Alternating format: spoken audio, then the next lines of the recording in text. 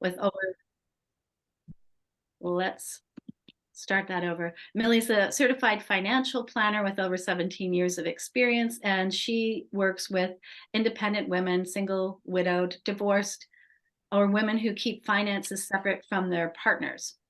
She loves to hear women's stories and help them get all the pieces of their financial lives working together so they can be calm, comfortable, and confident about their financial futures.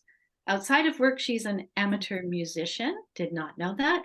Actress, did not know that. Wine aficionado, did not know that. And cat lover. You'll see Milo, I don't know, we're going to see Milo on a lot of her social media posts. She's also been with her husband Sean for more than 30 years, and you'll see him on none of her social media posts. So Pretty over much. to you, Millie. Thank you very much. And thank you very much for having me this morning, ladies. Really appreciate the opportunity to talk about myths and misconceptions that are out there in financial planning. Now, these are just some rules of thumb. There's a lot of things that float around in my industry, a lot of acronyms, a lot of sayings, a lot of rules of thumb.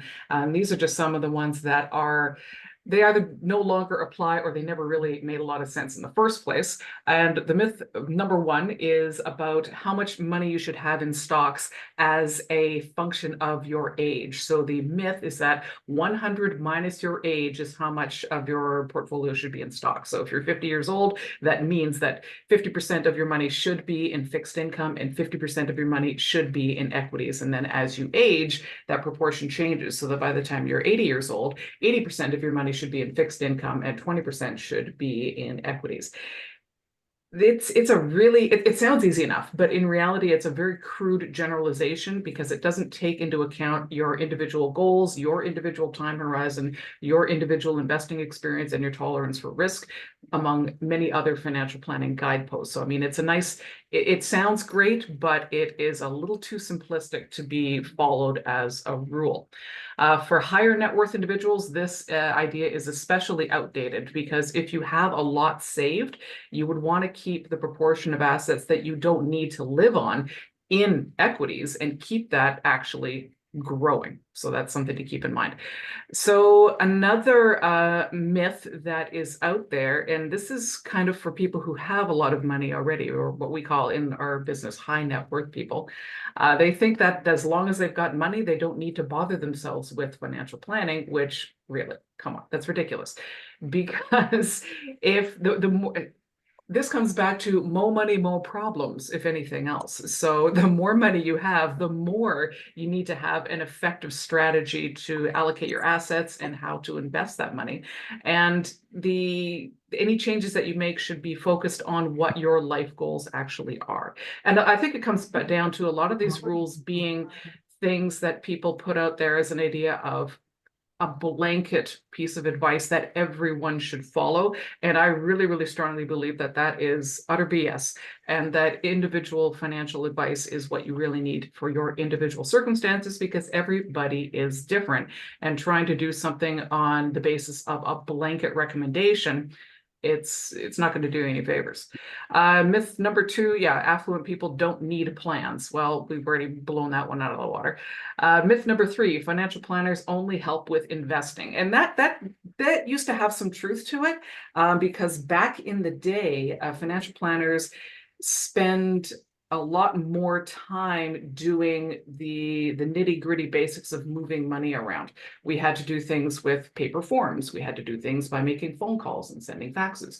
And now I can move hundreds of thousands of dollars around very easily with just a couple clicks of the mouse. And so that frees us up to do many, many other things. So we focus on everything from budgeting and tax planning to small business succession planning, insurance issues, basically anything that could impact your wealth is something that a financial planner can help you with. Investing is sort of the most tangible and widely discussed aspect of financial planning, but it is just a subset of your overall plan, and it is there to fuel the other aspects of your financial plan.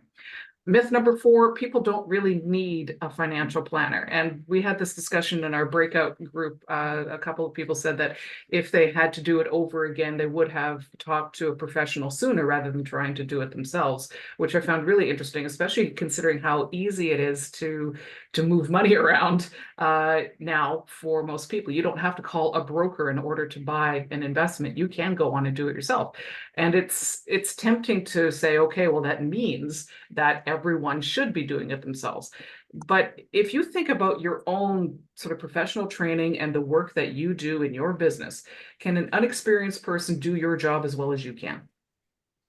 Right? I don't ask me to design a garden, and God forbid, don't ask me to do divorce law. Don't ask me to be an accountant for that matter, because that's not what I do. What I do is financial planning. So if you do something other than financial planning, having a financial planner to help you with that is really the way to go.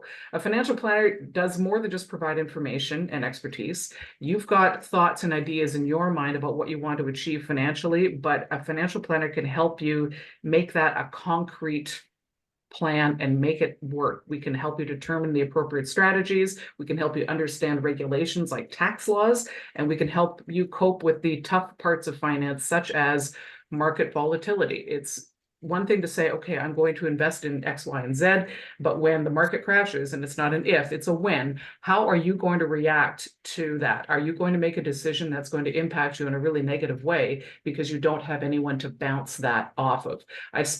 When markets are going crazy, like in 2008 and 2020 and 2022, I spend a lot of time doing what I call talking people off the ledge, which is basically reminding them, okay, when we set this investment up, we had a conversation about what we would do when the market crashes next. And then it's like, okay, you're right. We can ride this out. We can get through this. That's where having someone like me in your back pocket can provide a lot of value. And myth number 5, you don't need to worry about planning your retirement until you're old. And that's no. Everyone should really start contemplating retirement as soon as you can. And I know it's so much more theoretical. I mean, for an 18-year-old to be thinking about 50 years from now when I'm going to be retired, it's very, very hypothetical, and anything that you think is probably going to be wrong. But getting the idea in your head of planning for the future and having something waiting for you down the line is so important, because the earlier you start, the better, because you have more time to profit from the effect of compounding investments. So by the time you're in your 30s, absolutely, you should have some kind of thought in your head about what you're going to do to save for your future. So creating a plan early, that can, like, a financial plan is not a one and done kind of thing. It's not you do it, you set it, you forget it, and it stays that way encased in amber for the next 40 years.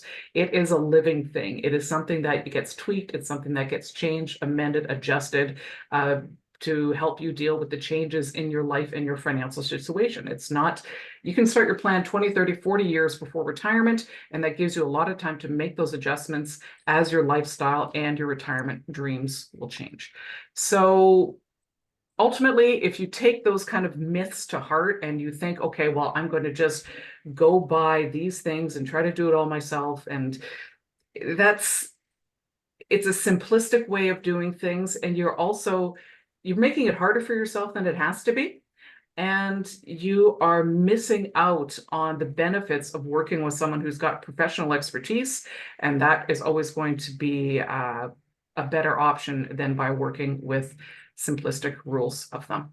So my recommendation is always to have a conversation with someone who does this for a living, and ultimately it could still mean that you take the reins and do your investing yourself, because some people are really into that. But if you don't have the interest in it, or the time, or the aptitude, or the desire to be putzing around on the computer all day every day, then there are people like me and Francine and Sunny and all kinds of other people who are here to help you, and we love having conversations with you. So please reach out. And that's my speech. Thank you, Millie. Appreciate that. That is, those were some myths I did not know. And we're going to now go and bust some of these myths in our next breakout. The question so this will be another small break.